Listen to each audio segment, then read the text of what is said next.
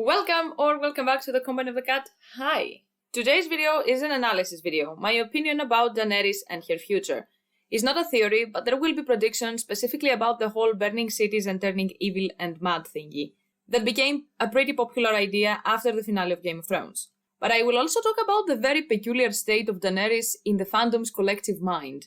I'm guessing, being a Song of Ice and Fire fans, you would expect me to talk about very sensitive topics. However, I still think a trigger warning is necessary, just in case, since I will discuss some of Daenerys' life events that people very often just scarcely acknowledge and mostly brush over. I find that simply saying she had difficulties or she had a hard life is the understatement of the century, and I feel very uncomfortable when this happens.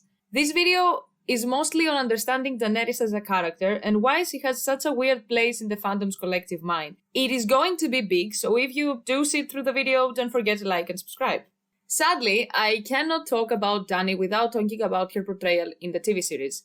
There is no other character that has been affected as much as Daenerys by the car crash we call Game of Thrones. By the way, Game of Thrones is amazing, especially the last season, if you watched it as a comedy. I watched the last episode with two of my best friends, and we were laughing like there was no tomorrow. It was great, and I would recommend it. So, Book Dany and Series Dany have been mashed together, resulting in a weird hybrid character. Obviously, not everyone has this image of her, but a sizable portion of the fandom does. Or at least from what I see, especially people who started reading the books after they were introduced to the TV series. What I mean by that? Dany, Jon, and Robb were the only main characters whose aging up in the series affected the way we view them. A lot. Way more than the rest. Kit didn't look 15, Richard didn't look 15, and Emilia obviously didn't look 13, 14 at the beginning of Game of Thrones. Yes, she's very cute and on the smaller and younger side, but she looked her age, meaning early 20s. Yes, Sansa too was slightly older, but she was still a kid. Same goes for Arya and Bran. We got to know them since they were kids. And Theon was a young adult in both medias, even though slightly older in the series. Kit, even at the beginning of the series, where things were pretty faithful in the books, never kicked as Jon. Jon is a character that cannot translate well on screen, in my opinion. He doesn't talk a lot, but in the books we do have his POV, so we know him and the way he thinks and feels. We do not need him to talk or have different facial expressions. So Jon was very often bland and boring, and no, the problem was not Kit Harington's acting. It was that his is not a character that works from a third person's POV. Daenerys, on the other hand, is a fantastic character for a show. Apart from a small problem, which I will address in a moment. Her show storyline was fairly similar to her book ones from about 3-4 seasons. Yes, there were some changing and skips, but the character was there. Her essence was there. On top of that, they picked a very attractive actress for the role, and people just stuck with her. Emilia, unlike Kit, became Daenerys. The show took advantage of the very, very attractive Emilia Clarke and promoted the shit out of her appearance, many times even when she was not entirely comfortable with that. She became Daenerys, but a grown-up, more ruthless version of Daenerys, with different qualities than Book Daenerys. And therein lies the problem. Daenerys obviously is not a character that can be played by a kid. It is out of the freaking question. Book Daenerys is introduced to us at 13-14. She was sold as a slave bride by her brother who abused the crap out of her. At 14, she is a child. Thing is, many readers, when they imagine Dany, they imagine a person way closer to her series counterparts and not the one actually described. Even if they do not picture Emilia Clarke 100%, her Daenerys is the blueprint. Search Daenerys book fanart. 85 to 90% of them, if not more, are heavily inspired by Emilia's Dany. Age, likeness, you name it. People do not depict her as a kid because it would be disgusting, since many of these art pieces depict explicit scenes that cannot be drawn starring a freaking kid. It also doesn't help that in Game of Thrones she was so sexualized and many of her scenes sensationalized. A lot. By the way, no shade to any artist, they can imagine Daenerys as they like, and most of Song of Ice and Fire artworks out there are crazy beautiful, and these artists are very, very talented. And some of my favorite art depicts Dany looking older. I only brought it up because I wanted to point out how people's perception of Daenerys does not align with the description of her book counterpart and is heavily influenced by the series. Same in the graphic novels. Because of the explicit storyline, she is always drawn as clearly an adult. something that has affected the way a big portion of the fans talk, perceive, and picture her, in my opinion. And I, personally, am not a fan of this grown-up and make it sexy Daenerys, because it affects and degrades her story and character. Daenerys isn't a hot and sexy girl boss gaslight gatekeep character who burns whoever doesn't agree with her, and she shouldn't be. She was barely 14, and is now barely 16. Dany was bald after Drogo's pyre, and later on short hair. She looks very young and willowy, she is not a grown woman.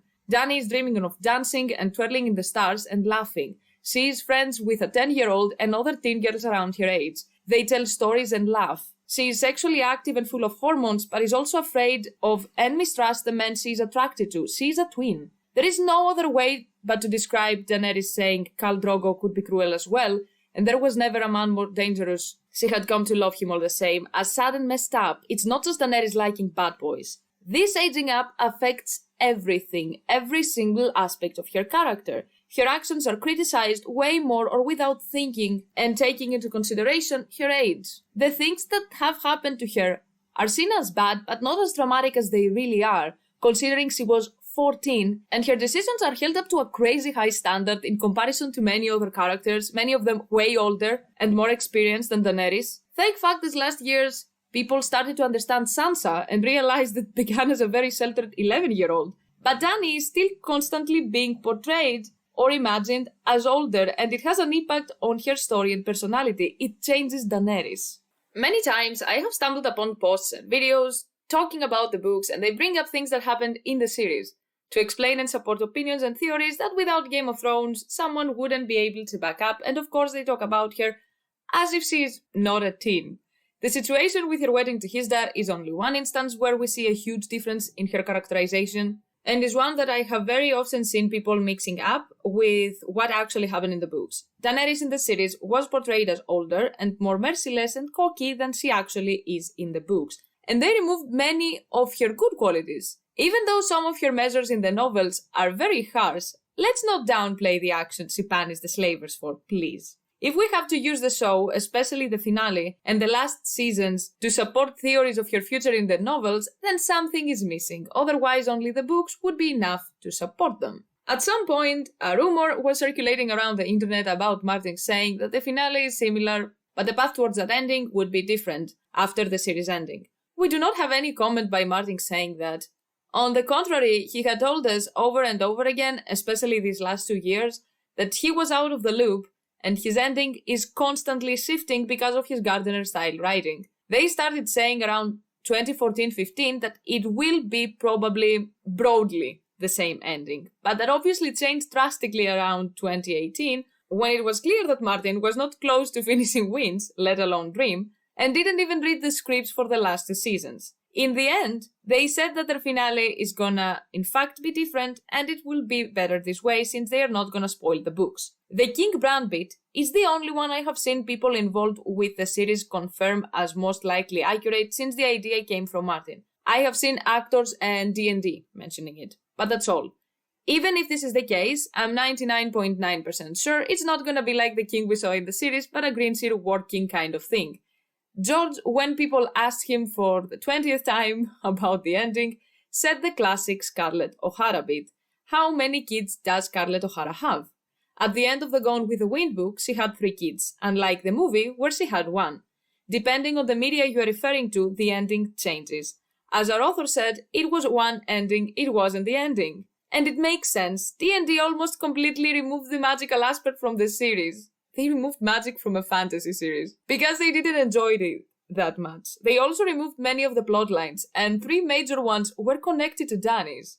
And all in all, the medium is different, and the majority of the events do not align with those in the books. However, Daenerys' character arc is constantly tied to the show, and people not only bring up the whole George Martin said blah blah blah, but also use her adult series portrayal, which obviously alters her character, reactions, decisions, and motives. Clearly, everyone can have their own interpretation of the character. I'm not an ASoIaF cop. But at least admit that it's a headcanon and not based solely on the novels, but also on other media. And using the show's version of Daenerys to explain her book counterpart is not it, if you ask me. Okay, yes, but this character arc of Daenerys' tragic downfall was in line with Martin's storytelling, right? Yes, but actually no. Martin very often says something I like to use when I'm trying to explain the whole shocking twists everywhere thing and the, oh, George loves twists, this is why this person is that one and this one, the other one. Which personally I do not agree with and I'm not a fan of. It's easy to do things that are shocking or unexpected, but they have to grow out of characters. They have to grow out of situations. Otherwise, it's just being shocking for being shocking. Martin doesn't do this out of nowhere twists. There are many shocking things in the books, but the sad part is that you see them coming. The execution is the shocking part, and the one that is written in an unexpected way, not the events themselves. Tywin plotting against Robb and actually succeeding was something quite expected, especially after Robb's wedding. But the execution of the plan was shocking. The extent of the Red Wedding was shocking, not the fact that Tywin devised a horrible plan to defeat his enemy. They are shocking because we see and experience the impact they have on the characters. Characters we are familiar with and attached to, and this is the fun part of storytelling. This is why we like movies, books, etc. Similarly, the subvert expectations technique. Doing something just to say, ha, you didn't expect this, when it is just out of nowhere, isn't subverting expectations. It's just lazy storytelling. Mad Queen Daenerys in the series is the second, because even though they had Daenerys doing things that never occurred in the novels, the series never portrayed them as cruel or as unnecessary evil, something very often commented on in the books, by the way, but as badass and cool. And this is something I really didn't like in general about Game of Thrones. War is portrayed so freaking sensationalized, unlike the books, where we see that war brings the worst out of people, and it's not actually something as heroic as people say. Thus making Daenerys the bad guy based on scenes they made up or changed to look cool, this isn't subverting expectations, it's just bad writing. The reason they made Daenerys turn evil were not consistent with the series up to that point, or Martin's ideas in general. They made her mad because, one, big allegedly here, allegedly, there were tension between the cast and D&D, and from many of the stories circulating, they were petty when writing characters, they had issues with the actors portraying them. Again, allegedly. Two, and most important one in my opinion, we had a Targaryen less. Young Griff. They split Young Griff's storyline, merging half of it with Daenerys and the other half with Jon's. They named Jon Aegon, and they made Varys help him because in the books Varys supports Young Griff, but in the series, he was with Dany along with Tyrion, so they had to make them somehow betray her, and making Dany mad was one way. Since Varys was never portrayed the way he is in the books, they needed something to make him defect. Jon Con is also absent, so Jorah has grayscale, a person very much on Dany's side, but it's being hinted heavily in the books that Jon Con will be responsible for the burning of King's Landing, so they changed that to Dany too. 3. Euron is wreaking havoc at the Ritz in the novels, but oh wait, we do not have a good Euron or time, so Dany will burn them. So people can have an excuse to ditch her, pushing her towards madness. And 4, I am pretty sure they wanted to outsmart the audience and pull a twist just to make us think we are dumb. But we're also lazy, so they came with something that could work under some circumstances, but they blew it. And now they look dumb. Having addressed all these issues, let's see who the actual Daenerys is in the books. The slender twin who grew up abused by and consequently terrified of her brother. Daenerys is sold to Drogon. She is a slave child bride at 13-14 and she knows it. 14 is not the legal age for marriage even in Martin's world. She was also very much aware that Illyrio's servants are anything but. They are slaves, they even have collars. He is so rich and powerful because he is also benefiting from a horrendous system built on blood. This guy and her brother were down on selling her to the people Illyrio is taking slaves from. They even gave her a collar when she met with Drogo. Are you sure that Khal Drogo likes his women this young? She has had her blood. She is old enough for the Khal, Illyrio told him, not for the first time. He can have her tomorrow if he likes, her brother said. He glanced over at Dany and she lowered her eyes. So long as he pays the price. Drogo is so rich that even his slaves wear golden collars. 100,000 men ride his Kalasar, and his palace in Vestothrag has 200 rooms and doors of solid silver. When she was clean, the slaves helped her from the water and toweled her dry. Last of all came the collar, a heavy golden torque emblazoned with ancient Valyrian glyphs. I don't know, she said at last, her voice breaking, tears welled in her eyes. I do, he said sharply. We go home with an army, sweet sister, with Khal Drogo's army. That is how we go home. If you must wed him and beg him for that, you will. He smiled at her. I'd let his whole Kalasar fuck you, if need be, sweet sister. All 40,000 men and their horses too, if that was what it took to get me and my army. Be grateful it is only Drogo. In time, you may even learn to like him. Now dry your eyes, Illyrio is bringing him over and he will not see you crying. And these are only some examples of Daenerys' situation when she was 13-14 years old. When she finally married Drogo, not only was she afraid, she was so desperate she missed talking even to Viserys and Illyrio. Drogo was abusing her and assaulting her every day. She was so desperate that she was thinking of unaliving herself. Even the knights brought no relief.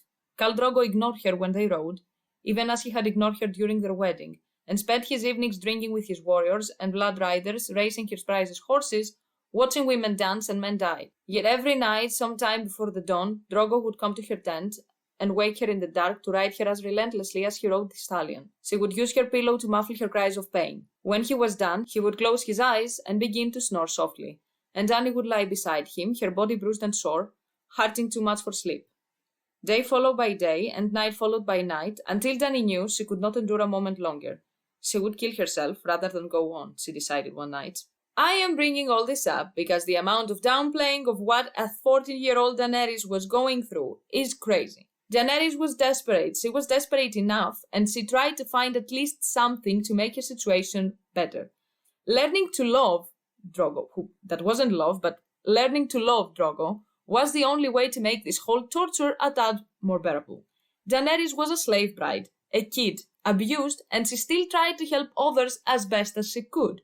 Whatever power Daenerys had before the pyre and after her wedding came solely from the fact that she was pleasing Drogo, and is hypocritical to bring up every cruel action she took, even though necessary, but completely dismiss the fact that Daenerys, even when she herself was a glorified slave, tried to help others. She was empathic and perceptive enough to do that. Burning Meereen is something that is often attributed to Dany losing her patient, being cruel, and supporting Drogo.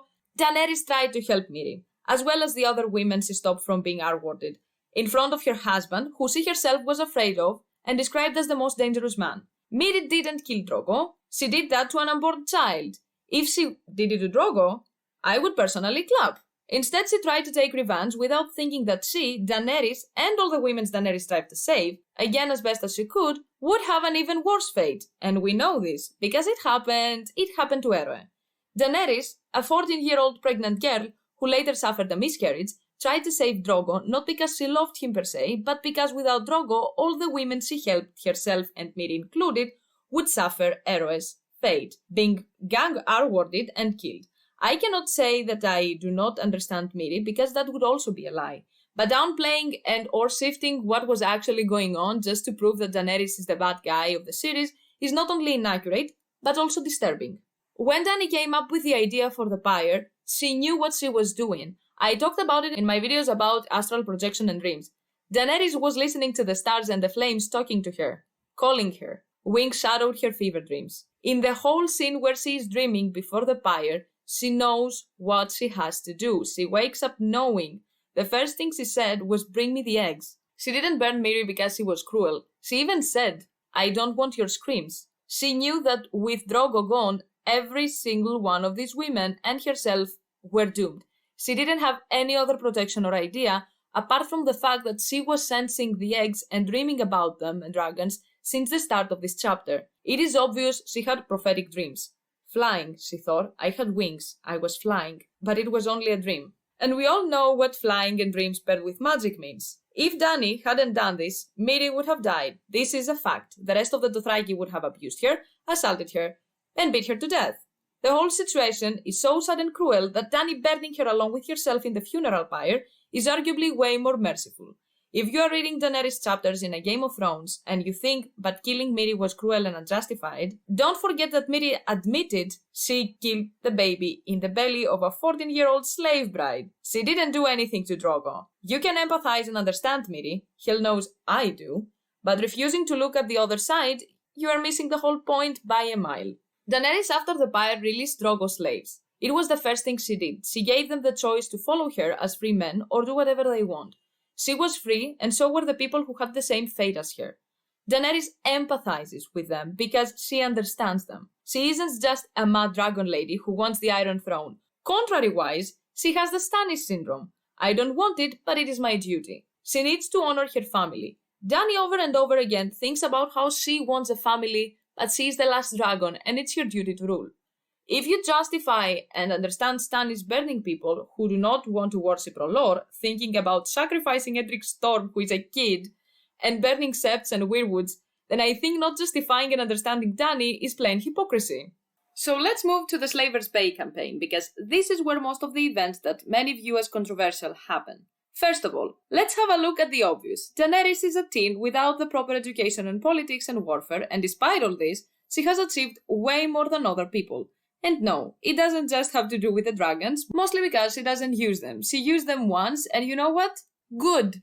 Let's go to Astapor to see what exactly was going on and why she said, fuck Westeros for now. The whole issue began when they were looking for an army because the dragons were still quite small. Even Aegon, Rhaenys and Visenya had an army, and they had 3 huge dragons. Valyrian was a freaking flying fire-spitting battleship, and both Meraxes and Vhagar were very big. Jorah was the one who suggested the Unsullied as an idea, while Barristan said, no, this isn't a good idea. Going to Westeros with a slave army will turn the Westerosi against you. Going to Astapor was mostly to inspect. They weren't sure what exactly they were gonna do. When they arrived, we saw the Plaza of Pride, and instead of being rainbow-colored, it was just red, which, boring, built entirely with red bricks, and with a huge bronze statue of the Giscari Harpy. Yet the symbol of the old empire still endured here.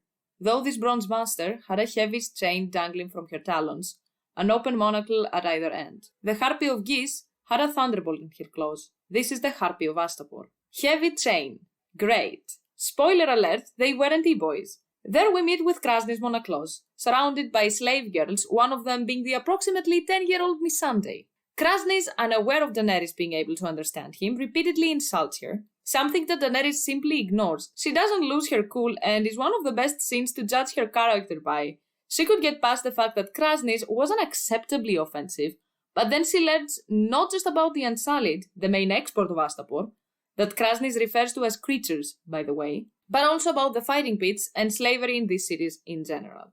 They are chosen young for size and speed and strength, the slave told her. They begin the training at 5. Every day they train from dawn to dusk until they have mastered the short sword, the shield and the 3 spears. The training is most rigorous, Your Grace. Only 1 boy in 3 survives it. This is well known. Among the Unsullied, it is said that on the day they win their spiked cap, the worst is done with, for no duty that will ever fall to them could be as hard as their training. Krasny's Monoclaw supposedly spoke no word of the common tongue, but he bobbed his head as he listened, and from time to time gave the slave girl a poke with the end of his lash. Tell her that these have been standing here for a day and a night with no food nor water.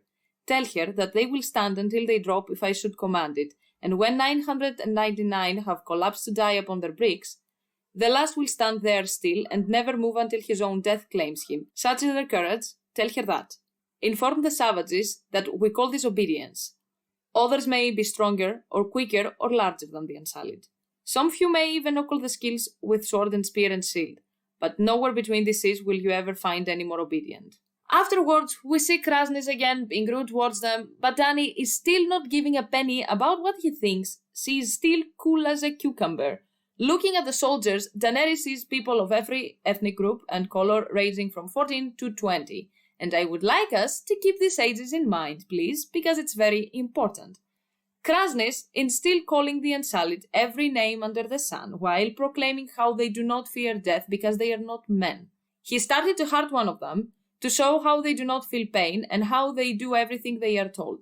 He continues to the next one, where we have this scene. Tell the good master that I see how strong his Unsullied are and how bravely they suffer pain.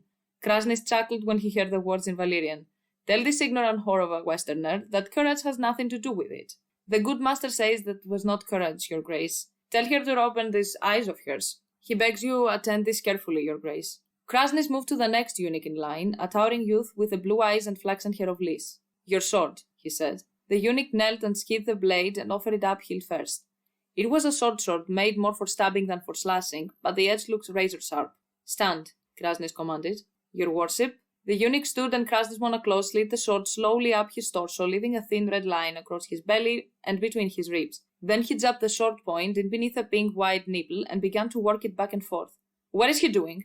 Dany demanded of the girl, as their blood ran down the man's chest. Tell the cow to stop her bleeding, said Krasny's without bolting to the translation. This will do him no great harm. Men have no need of nipples, eunuchs even less so. The nipple hung by a thread of skin. He slashed and sent it trembling to the bricks, leaving behind a round red eye, copious weeping blood. The eunuch did not move until Krasnys offered him back his sword, hilt first. Here, I'm done with you. This one is pleased to have served you. Krasnys turned back to Dany. They feel no pain, you see. How can that be? She demanded to the scribe. The wine of courage, was the answer he gave her. It is no true wine at all, but made from deadly nightshade, bloodfly larva, blood lotus root, and many secret things. They drink it with every meal from the day they are cut, and with each passing year feel less and less. It makes them fearless in battle, nor can they be tortured. Tell the savage her secret are safe with the Unsullied. So they are also dragged all the time. They take 5 years old and train them so brutally that after that they say the hard part is over, and in this army we see 14 years old. There are other ways to tempt men, beside the flesh, Arstan Whitebeard objected, when she was done. Men, yes, but not the Unsullied. Plunders interesting them no more than rape. They own nothing but their weapons. We do not even permit their names. No names? Dany frowned at the little scribe. Can that be what the good master said? They have no names? It is so, your grace. Krasnys stopped in front of the Giscari, who might have been his taller, fitter brother, and flicked his lash at a small bronze disc on the sword belt at his feet. There is his name. The slaver turned to the Unsullied. What is your name? He demanded. This one's name is Red Flea, your worship. Tell her all their names are such, Krasnys demanded the girl. It reminds them that by themselves they are vermin. The name discs are thrown in an empty cask at duty's end, and it's done plucked up again at random. They completely dehumanize them. They do not consider them people at all. It is not as if they just think of them as inferior humans. And this is the main export of Astapor. Brick and blood breed Astapor, and brick and blood its people. The good masters brag about the fact that they will slay infants all the same. They have trained them this brutally and effectively. To win his spiked cap, an Unsullied must go to the slave marts with a silver mark, find some wailing newborn, and kill it before its mother's eyes. In this way we make certain that there is no weakness left in them. She was feeling faint. The hit, she tried to tell herself. You take a babe from its mother's arm, kill it as she watches, and pay for her pain with a silver coin? When the translation was made for him, Krasnys Monoclos laughed out loud. What a soft-mulling fool this one is. Tell the whore of Westeros that the mark is for the child's owner, not the mother. The Unsullied are not permitted to steal. He tapped his whip against his leg. Tell her that few ever failed that test. The dogs are harder for them, it must be said. We give each boy a puppy on the day that he is cut. At the end of the first years he is required to strangle it, and any who cannot are killed and fed to the surviving dogs. It makes for a good, strong lesson, we find. This is the time where Dany starts to get kinda pissed, but she still keeps calm. After her conversation with Barristan, we see Krasnys being an insulting piece of crap like before, stating that women are weak and cannot decide for themselves. After he stated that he would gladly sleep with her, he brought up the fighting pits and described the day's spectacle. A bear and 3 small boys. One boy will be rolled in honey, one in blood, and one in rotting fish, and she may wager on which the bear will eat first. After that, Dany takes her leave while saying to the Dothraki to not use the whips in this town, since they have heard enough of this sound. Dany said that she needs to see, to witness the whole extent of the atrocities inside the walls. Daenerys' reactions, we will see in a moment, was not impulsive at all. And it was not just because she wanted an army either. Do you know what it is like to be sold squire? I do. My brother sold me to Khal Drogo for the promise of a golden crown. Well, Drogo crowned him in gold, though not as he had wished, and my sun and stars made a queen of me, but if he had been a different man, it might have been much otherwise. Do you think I have forgotten how it felt to be afraid? And this is what Daenerys thinks of herself about having a temper. According to her, she, being frustrated with Barristan, explaining slavery to her as an outsider, is a dragon's temper. She wanted to cry when she returned to the ship, and she hadn't even seen the punished slaves yet. And that brings us to the next day, when Daenerys had the plan down, and even though she had doubts, she marched to the city, passing the Plaza of Punishment. The good masters placed them so they will be the first thing a new slave sees upon entering the city. Missandei told her as they came to the plaza.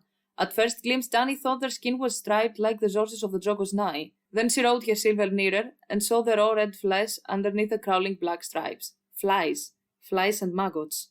The rebellious slaves had been peeled like a man might peel an apple, in a long, curling stripe. One man had an arm black with flies, from finger to elbow, and red and white beneath.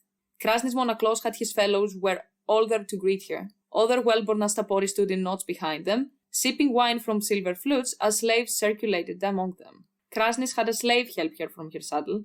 His own hands were full, one clutched his tokar, while the other held an ornate whip.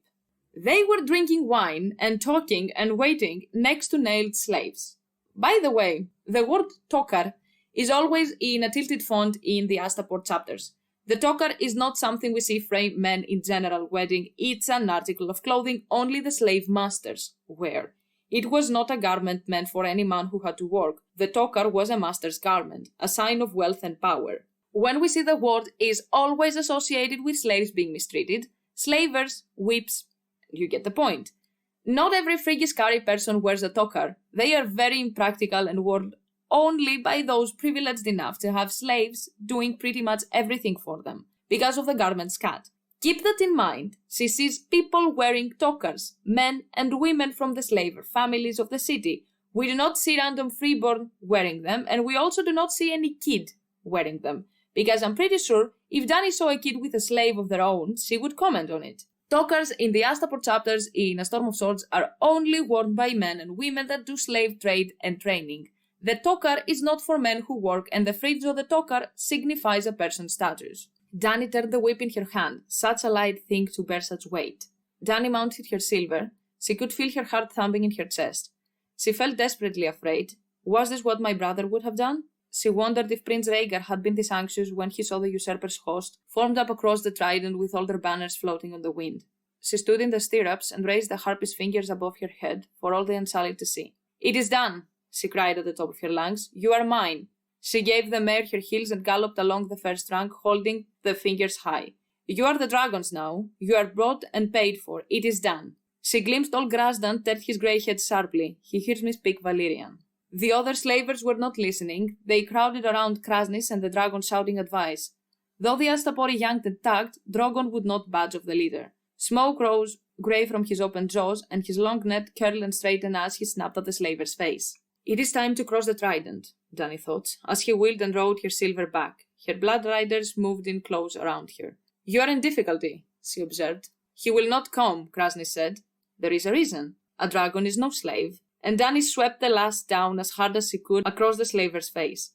Krasnis screamed and staggered back, the blood running red down his cheeks into his perfumed beard. The harpy's finger had torn his features half to pieces with one slash, but she did not pause to contemplate the ruins. "Drogon," she sang out loudly, sweetly, all her fears forgotten. "Dracarys." The black dragon spread his wings and roared. A lance of swirling dark flame took Krasnis full in the face. Then the plaza of punishment blew apart into blood and chaos. The good masters were shrinking and stumbling, shoving one another aside and tripping over the fringes of their tokars in their haste. AGoT sat calmly, notching arrows to his bowstring and sending them at tokars. Silver, gold or plain, he cared nothing for the fringe. "Spears!" Dany heard one Astapori shout. It was Grasdan, all Grasdan in his tokar heavy with pearls.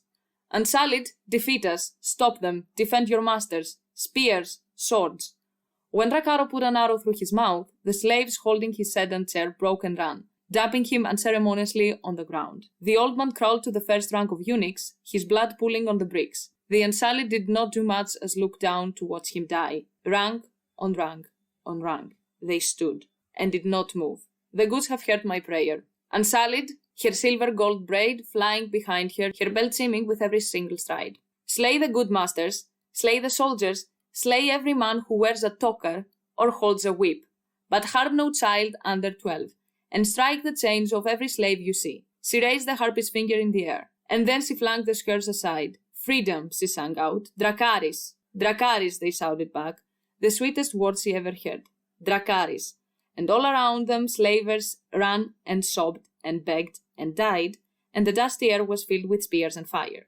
And after this scene, what happened was what always happens. She freed them and offered them to follow her if they wish. And guess what? Many people did, obviously. First of all, Daenerys didn't decide this on the spot. She thought about it a lot, and up until the last minute, she wanted to make sure that this was the best choice, not just for her, but for all the other slaves who had suffered, as well as her people. She wasn't making a rash or impulsive choice. In that moment, she embraced the Dothraki warlike culture because this was what she needed to do. This is war. Dany didn't command every person over 12 to be killed. I have seen people paraphrasing the shit out of this phrase. She ordered the death of every man wearing a tokar and/or hold a whip. So masters, not every freeborn in the city, and for the children under 12, not just to be spared, but to remain completely unharmed. We never saw a child in the city wearing a tokar or holding a whip. Daenerys is very observant. She was describing the garment and all the people she saw wearing it. If a child was among them, I'm fairly sure she would have noticed. And this brings me again to the age thing. If there were some 13-14-year-old slavers, Daenerys doesn't think of them as children, because guess what? She doesn't view herself as a child, and she's pretty much the same age as them. At 14, she was sold and became Khaleesi and pregnant, and there are other 14-year-olds in the Unsullied. It is very sad, but she doesn't consider teens children because she herself is one, and has been treated as an adult for the past years by everyone.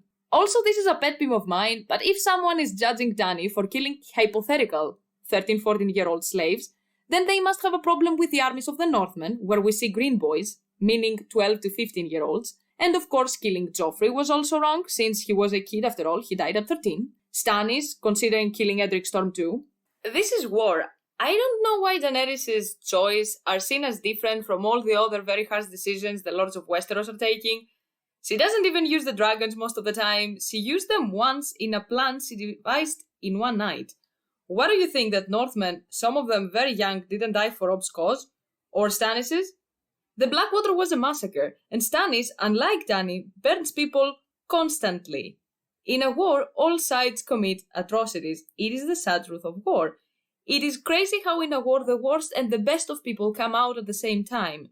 In Westeros, people are fighting for the throne, for revenge, for justice, whatever, and small folk pay for this. Or do you think that only the Lannister men committed atrocities in the Riverlands? We have seen what was going on. Robb's men maybe weren't Gregor, but they did their fair share of killing, looting, and raping when they were at Riverlands and the Westerlands. In ASoS, Daenerys is freeing slaves, people who are considered non-humans by the ruling class, not to play savior, because if it was just that, she would have used the dragons every single time and things would have been much easier for her.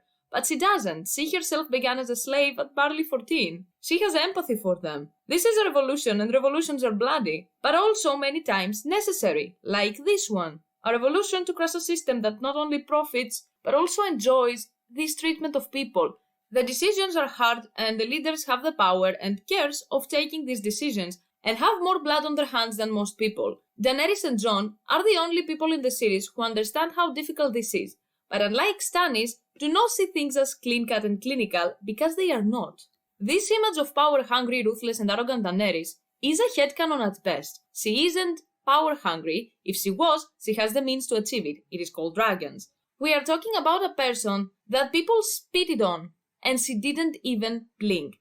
Daenerys' actions are on par with the crime, and I'm gonna say it, I don't care if she killed all the slavers as she did with Krasnys.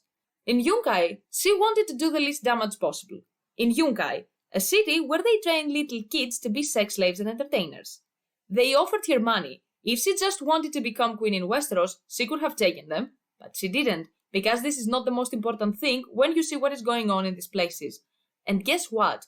When the battle happened outside of the city and she won, and they surrendered, she didn't sack the city because she isn't a crazy, bloodthirsty queen who reigns with fire and blood. And when she left, the Yunkai returned and resumed training kids for pleasure houses. The Meereenese brought the crucifixions and the sack upon themselves. The great masters of Meereen had withdrawn before Dany's advance, harvesting all they could and burning what they could not harvest.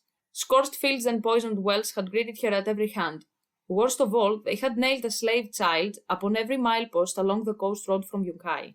Nailed them up, still living, with their entrails hanging out and one arm always outstretched to point the way to Meereen. Leading her van, Daario had given orders for the children to be taken down before Dany could see them, but she had countermanded him as soon as she was told. I will see them, she said. I will see everyone, and count them, and look upon their faces, and I will remember. By the time they came to Meereen, sitting on the salt coast beside the river, the count stood at 163. If you're reading this, one of the most brutal actions we have seen in A Song of Ice and Fire, and still say, but Dany should and blah blah blah, then I don't know what to say.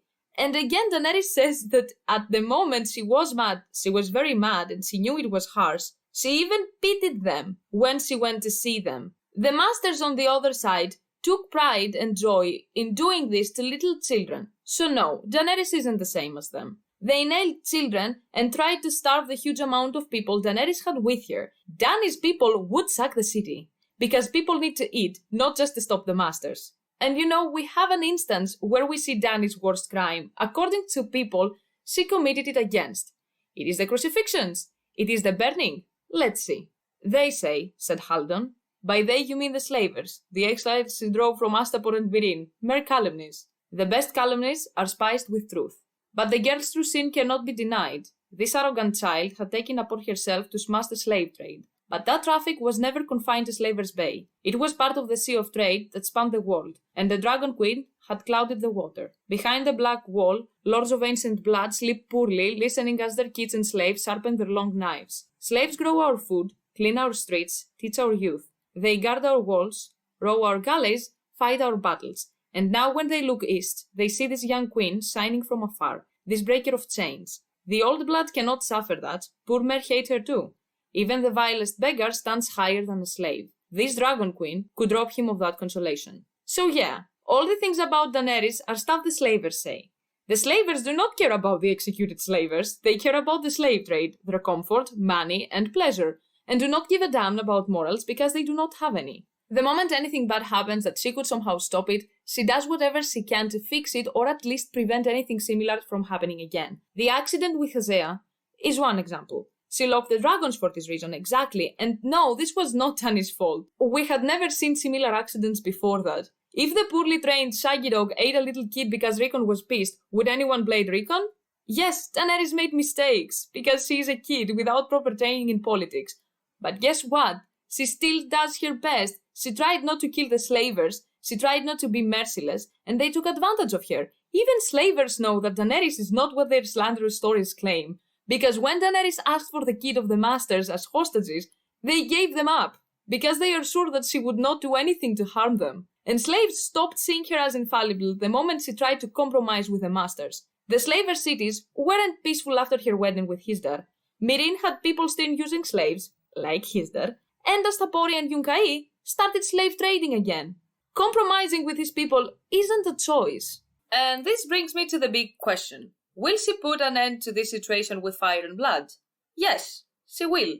And no, she isn't impulsive or mad for doing so. She will burn Meereen, and she will burn Volantis. And guess what? The only people who care about that are the slavers. And we know this because of the widow of the waterfront. How generous, but I have worn iron in my time, and now I find that I prefer gold and silver. And sad to say, this is Volantis, where feathers and chains are cheaper than day-old bread, and it is forbidden to help a slave escape. I'm no slave. Every man ever taken by slavers sings the same sad song. I dare not help you. Here. She leaned forward again. The Coxalorasic Horan will set sail for Karth, by way of New Geese, carrying tin and iron, bales and wool and lace, 50 Miris carpets, a corpse pickled in brine, 20 jars of dragon peppers, and a red priest. Be on her when she sails. We will, said Tyrion, and thank you. Ser Jorah frowned. Karth is not our destination. She will never reach Karth. Benero has seen it in his fires. The crone smile, a Vulpin smile. As you say, Tyrion grinned. If I were Volantine and free and had the blood, you'd have my vote for Dryer, my lady. I'm no lady, the widow replied. Just Vogaros whore. You want to be gone from here before the tigers come. Should you reach your queen, give her a message from the slaves of old Volantis. She touched the faded scar upon her wrinkled cheek, where the tears have been cut away. Tell her we are waiting. Tell her to come soon. If Dany has vacillations about what she needs to do, she will forget about them the moment she takes this message. The slaves are waiting for her, and unlike the slaves of other cities, these ones believe in R'hllor, and if sacrificing their lives so that people in the future can have a better life than them, then they are willing. Let's not forget that escaped slaves from Valyria, the founders of Bravos, risked their lives for freedom. Wanna bet whether in a city like Volantis the slaves had the same mindset? Escaped slaves created a religion like the many-faced god, where death not only is inescapable and necessary, but sometimes death is the only way to bring peace. The slave population of Valyria prayed for deliverance to the same god of death. They believed that death is a merciful end to suffering. All gods have their instruments, men and women, who serve them and help to work their will on earth. The slaves were not crying out to 100 different gods, but one god with 100 different faces. And he was the god's instrument. That very night, He chose the most wretched of the slaves, the one who had prayed most earnestly for release and freed him from his bondage. The first gift had been given. Arya drew back from him. He killed a slave? That did not sound right. He should have killed the masters. He would bring the gift to them as well, but that is a tale for another day. One best shared with no one. And who are you, child? There it is. The slaves believed that death was a gift that not only brings them peace, but will bring the masters closer to their death as well. Daenerys will burn the slaver cities and Volantis, and the fire priests who are slaves themselves, as well as the rest of the slaves, are waiting for her, knowing that people will die, but they are willing if this means that every master in the known world would be afraid. Burning Volantis and the slaver cities, which are the worst offenders, but not the only ones, would give courage to the slaves of ASoS to break their chains and revolt, even without Daenerys. And this is what the masters fear the most. These cities have more slaves than free men. In Volantis, there are 5 slaves for every free man. And in Qohor and Norvos, there are even rumors about the use of slaves for blood magic and even infants. Do you know why the slaves in Volantis are waiting? Not just because their lives are atrocious, but because they have faith. The Valyrians allowed many different religions to exist, to keep the slaves at bay. But the Volantene missed the mark. Religions unite people, give them hope, and offer them a moral sanctuary, common ground to oppose their enemies. If they die doing the right thing, they will be granted a good afterlife, and their oppressors will be eternally tortured for their wrongdoings. And these slaves believe in a fire god. They support Daenerys because they support R'hllor. She brought the fire in the world again, and unlike her predecessors, she is using that fire for good. Yes, mass killings are not benevolent, and Dany will feel and be guilty to some extent. But in a war, especially in a war for freedom, where the people involved are literally fighting for themselves and their lives, cruel actions will be taken, and sadly these are necessary because this is war, and war isn't just glorious, but gruesome as well. I think Martin himself has explained it best. War is so central to fantasy, and yet it's these bloodless wars where the heroes are killing unending orcs and the heroes are not being killed. I think that if you're going to write about war and violence, then show the cost, show how ugly it is, show both sides of it. There's also the other side, which sometimes get me in trouble with the opposite side of the political spectrum, the glory of war. Those of us who are opposed to war tend to try to pretend it doesn't exist, but if you read the ancient historical sources, people are always talking about the banner that stirred the hearts.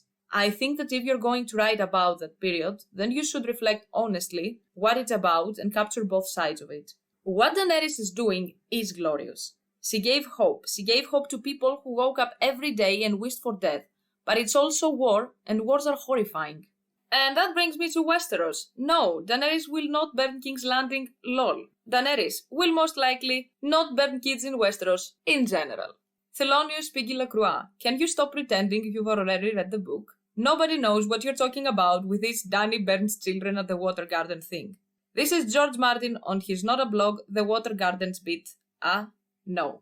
Dany still has the shit somewhere in the Dothraki Sea. And she will have to see the Slavers Bay campaign through because this is her story. This is what she cared about. We always see her fretting over the people and the situation in Meereen, Astapor, and Yunkai. This is her Game of Thrones. Your quarrel is not with us, your grace. Why squander your strength against our mighty walls when you will need every man to regain your father's throne in far Westeros? Yunkai wishes you only well in this endeavor, and to prove the truth of that, I brought you a gift. Very pretty. I wonder how many chests like this I shall find when I take your city?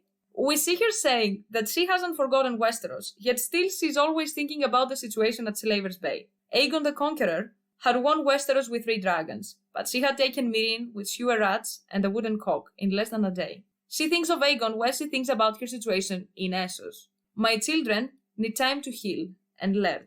My dragons need time to grow and test their wings. And I need the same. I will not let the city go the way of Astapor. I will not let the harpy of Yunkai chain up those I freed all over again. She turned back to look at their faces. I will not march. As far as politics goes, Dany's game is in ASoS. She will go to Westeros, but the others and Euron will be much bigger issues than her campaign for the throne. That night she dreamt that she was Rhaegar, riding to the Trident, but she was mounted on a dragon, not a horse. When she saw the usurper's rebel host across the river, they were armored all in ice. And she bathed them in dragonfire, and they melted away like dew and turned the Trident into a torrent. There. Dany's fate in Westeros is connected to the big game, and not merely to the Iron Throne. King's Landing will most likely be burned by Jon Connington. His whole arc is about the bells and about how setting stone is set on fire could have won the war and saved Rhaegar. He is ravaged by guilt and doubts, and he feels that he can make it up to his Silver Prince by helping his son. And if that goes badly and Yangriff dies, which by the way I find very feasible, he'll have nothing to lose. On top of that, he also has grayscale, which we know is a condition that can mess with someone's judgment and mental faculties in general. If there is a conflict between Yangriff's crew and Dany, and considering how much she wishes she wasn't the last of her line, I really don't see her having a problem with Aegon, but with Illyrio. So if for whatever reason one of the dragon kids throws a tantrum, guess who is it gonna be?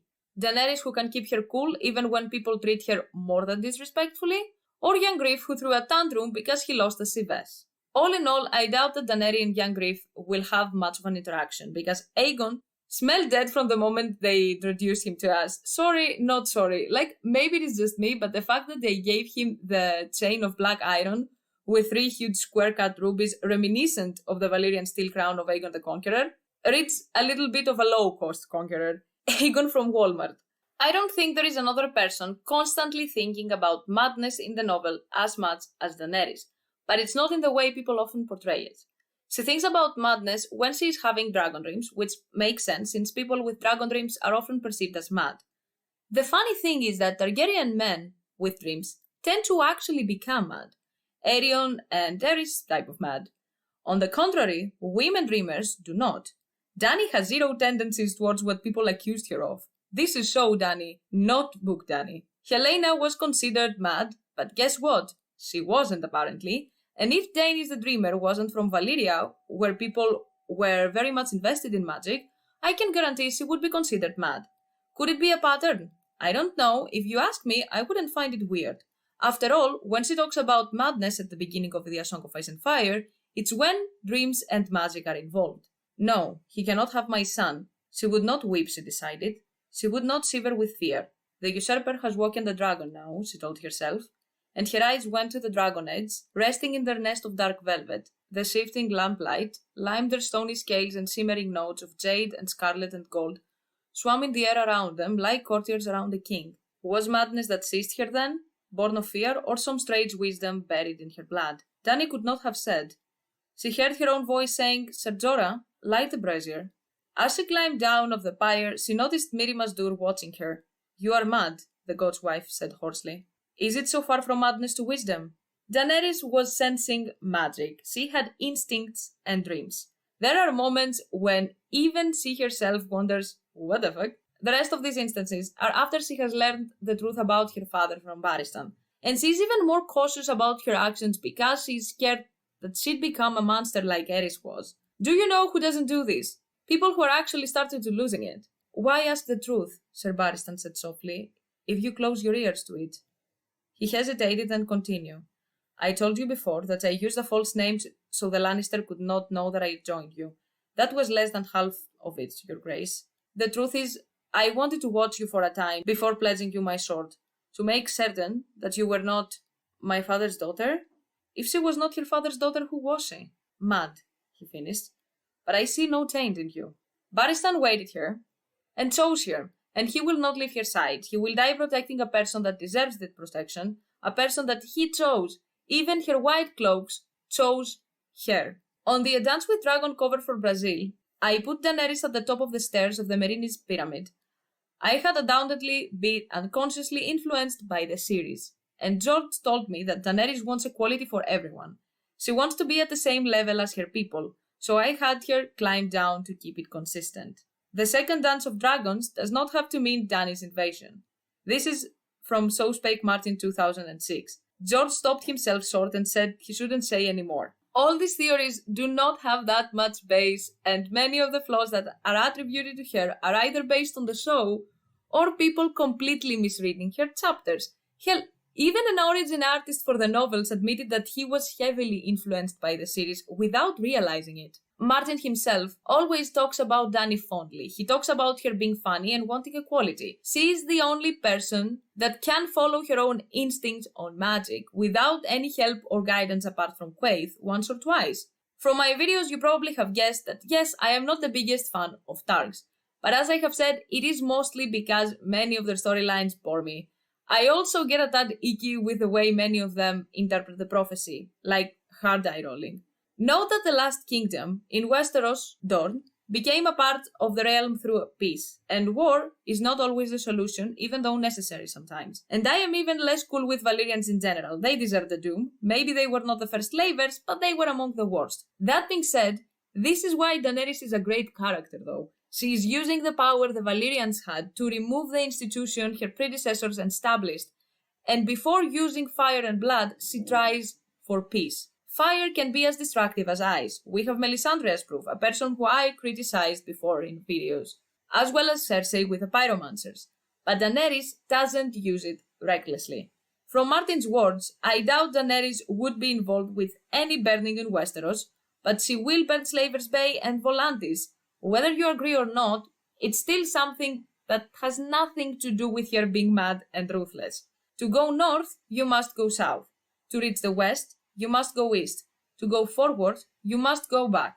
To touch the light, you must pass beneath the shadow. And to clean my home, I must get my hands dirty.